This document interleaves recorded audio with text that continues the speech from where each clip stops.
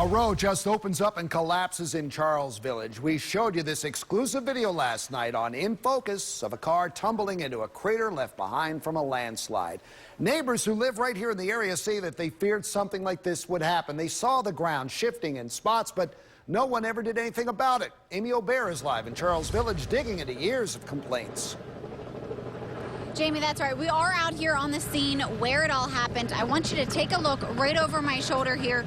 Crews are continuing to clean up the mess. All of the cars were cleared out of here by around 3 o'clock today. I spoke to the president of the Charles Village Civic Association. She says about a decade before complaints started rolling in about this wall, a separate sinking sidewalk was at the forefront of the neighbors' worries. She says it was years of finger pointing before anything was done and fears this could be the same story.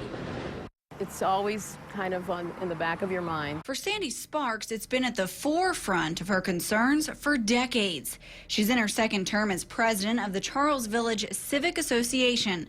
The first time back in the 80s, when she says a sidewalk about 5 blocks from yesterday's collapse sunk 1.5 feet. My initial reaction was deja vu. She wrote a letter to the city and the CSX Railroad in 1987, but says 15 years passed before the collapse was fixed. Time and money spent, she says, in a battle of who was responsible, the city or the railroad. It shows that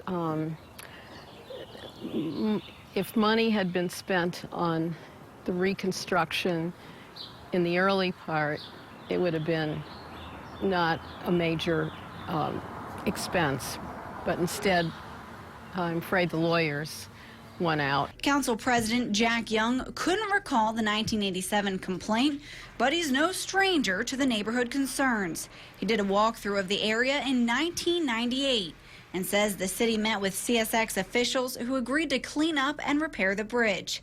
So it really came as no surprise, he says, when it all fell in yesterday. If it's our problem, we need to fix it. If it's CSX problem, then they need to come in and take care of their responsibility and fix, these problems that we're having. But that's what it all boils down to. Who is responsible? Young says getting to the bottom of that entails looking at plaques that date back to the 1800s and digging up old archives. A story sounding all too familiar to Sandy Sparks. This was not, it was not so sudden. There were many clear warnings that a catastrophe was going to happen. It wasn't waiting to happen. We'd already passed that point. It was going to happen. Sparks says no one has maintained the wall over the years, and the responsibility of keeping up the area nearby has fallen to the neighbors. She says making upgrades instead of waiting for a collapse could have saved millions. It was just foolhardy to not deal with it when it was reasonable to correct, and the inevitability of it falling was clear. Clear to those who pass by the wall every day. 3 years I've been calling in, and the city has come out 5 or 6 times and told me not to worry, that everything was okay. Obviously, it wasn't. 16 years after Council President Young met with railroad officials about the area, cars, walls, and earth came crumbling down. The expectation was that it would be fixed. Well, it never did, and it reached its ultimate conclusion.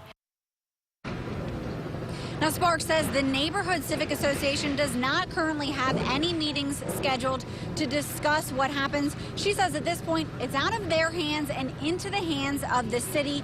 Council President Jack Young says he feels it's the railroad's responsibility, but plans to send city inspectors out to make sure other city retaining walls are safe. We've reached out to CSX, but so far we have not heard back.